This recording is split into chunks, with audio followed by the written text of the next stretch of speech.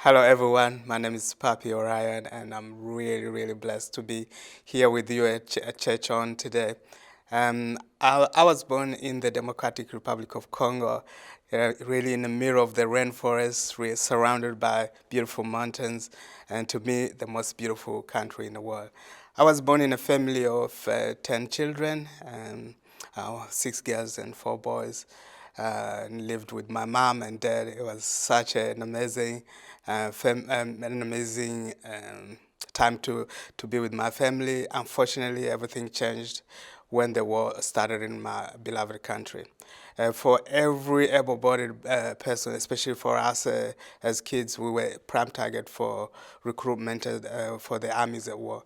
And in my case, I was a target for 3 different arms groups, one of government, militia, rebel groups, and my rebel groups. And so my father felt fear in all this movement and advised me to leave the country. So at the very early age, 11 and a half years old, I have to flee my beautiful country, Democratic Republic of Congo, and I was sent into the unknown by my parents. The reason why was my parents have really seen the kids that have joined arms group and how horrible these kids have become. They will come back to the home, they will loot, they will steal, they will shoot around, and it wasn't a pleasant scene for my parents to see. So my parent decided that I should leave the country.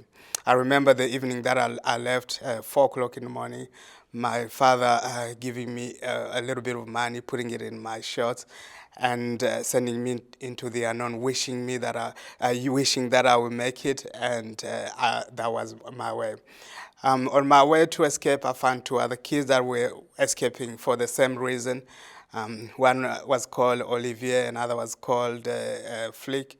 On our way to escape, we didn't have any papers really, any things for us to say we're going anywhere. But we believe that, just God was leading us to different places that we went. And this journey led us to Zambia through the Lake Tanganyika. And then from Zambia, we crossed into Zimbabwe and be reminded that there was no papers here, so it was just really by the grace and by a blessing that we had to cross through these other countries. And on our way in Zimbabwe, we got told that it was good for us to cross into South Africa. But in crossing into South Africa, there was a hindrance for us. That was to cross into crocodile-infested river. Again, we believe God showed himself there and then helped us to cross into South Africa through a crocodile-infested river and also electrocuted fence. Well, in South Africa, specifically in Cape Town, life became very difficult. We were eating from garbage bin, looking after cars on the street of Cape Town, and unfortunately we got involved with also illegal drug businesses. And because of that, we were in danger. Our lives were in danger. But again, God showed again His hands and sent some missionary group that found me on the streets, all desperate, and then took me to the mission station. So I got to the mission station, Youth with the Mission. There I found the love of God. The people that I found there, they were really looking beyond my dirtiness, beyond how I was looking, and really embraced me in. And there I started doing a course called the Father Heart of God. During this week I learned there was a father who wanted to have a relationship with me. There is a father who loved me beyond anyone can love me, and he was there always for me, and that was God. And because of that, this week I found myself again a new family, and I decided to get baptized. Since that week, I never been the same again. After this day, I went back and really discovering more of the God who wanted to have a relationship with me, who took me as His own child, and that led me to going back to my journey and really looking at reconciling first with myself, the stuff that I've done on the streets of Cape Town, and all the things that I have gone through, but also that led me back to going back to Congo. to face my parents and reconcile with them as well, and ask them what was the reason why they gave me up at such a young age. As I went back for the first time since I flew my country to Congo, I was able to meet my parents and really talk to them. Together we prayed and talked about old memories, and we laughed together. We reconciled, and then I received also freedom. As I was there in Congo, I've met now with my parents, and I was very joyful. I really wanted to be part of healing the nation and again bringing glory to God.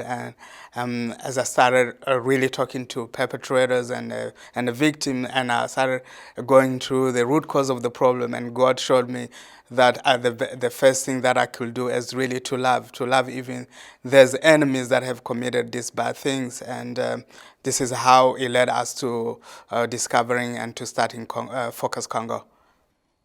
Ja, wenn wir über Kirche der Zukunft reden, dann schauen wir doch an, wer wir sind als Kirche und als Gemeinde. Menschen, die jeder ihre eigene Geschichte haben, ihre eigene Geschichte mit Gott, ihre eigene Lebensgeschichte, ihre eigenen Herausforderungen.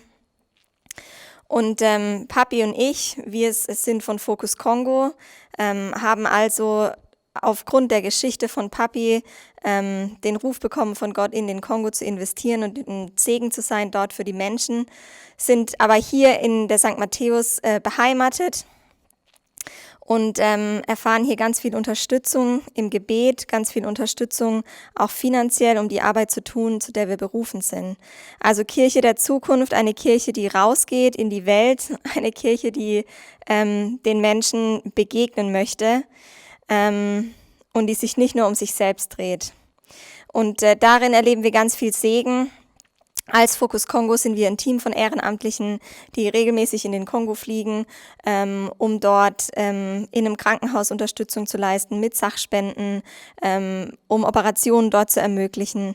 Wir unterstützen dort Schüler und Familien, um denen eine Zukunft und ein Zuhause zu geben.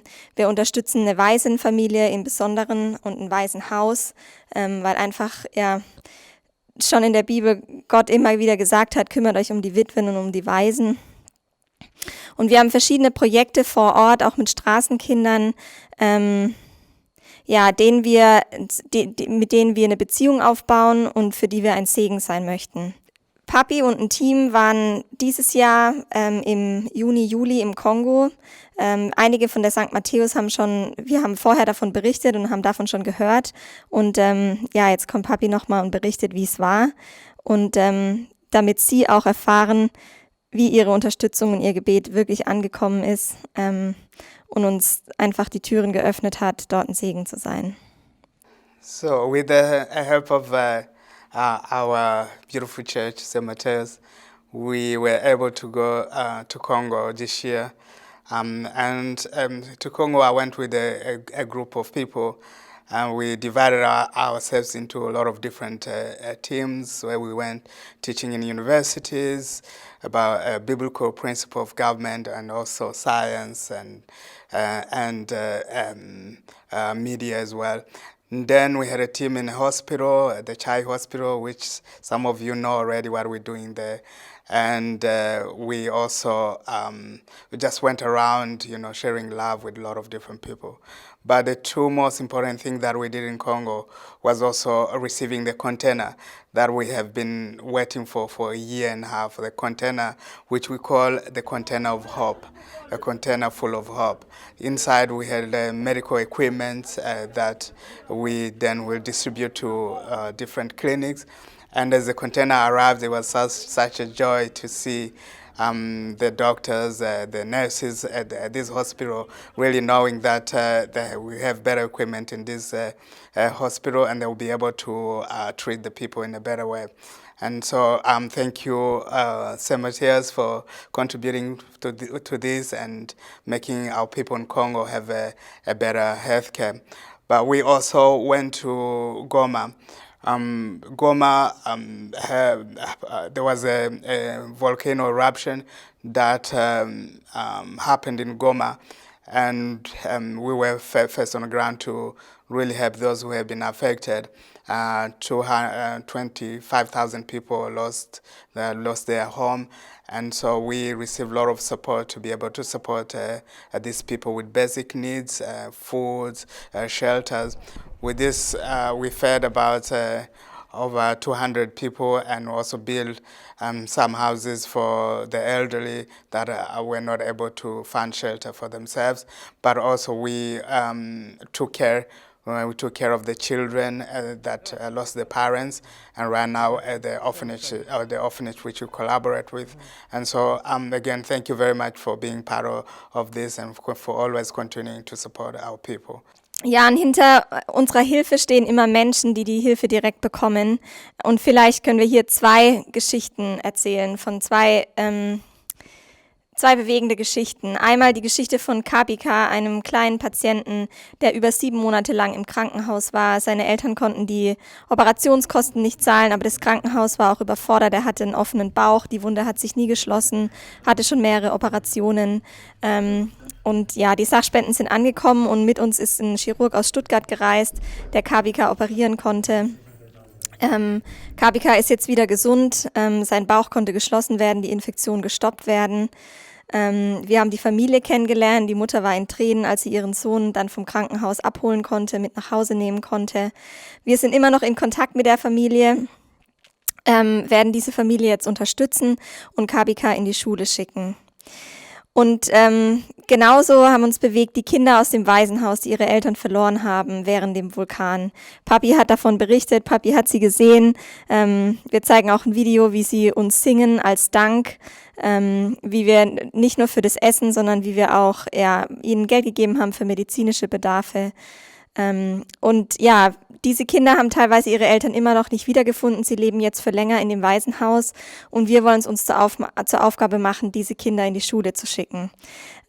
Und ja, da auch wieder der Appell an St. Matthäus: Wenn ihr für diese Kinder beten möchtet oder auch für die Patienten von Chai Hospital, dann sind wir über jedes Gebet dankbar. Und der uns unterstützen möchte, die Kinder weiter in die Schule zu schicken, dafür sind wir auch dankbar. Ein Kind zu unterstützen, um in die Schule zu schicken, ist möglich, je nach Alter des Kindes und auf welche Schule es geht, zwischen 30 bis 50 Euro im Monat.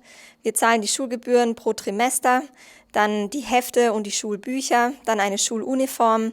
Und wenn wir ein Kind unterstützen, dann möchten wir auch immer gucken, dass es dem Kind gut geht. Dann haben wir immer noch auch ein bisschen übrig für medizinische Unterstützung oder wenn das Kind noch sonstige Bedarfe hat. Und ja, wer sich berufen fühlt, ein Kind zu unterstützen über uns, würde uns freuen. Das kann man tun, entweder mit dem Stichwort, ein Spende an St. Matthäus, Stichwort Kongo, oder über unsere Website www.focuscongo.com. Ja, Kirche der Zukunft ist eine Kirche, die rausgeht, Kirche, die sich in die Mission traut, Kirche, die ein Segen sein möchte. Und es geht nur als Team und gemeinsam. Und dafür sind wir dankbar, dass wir euch an unserer Seite haben.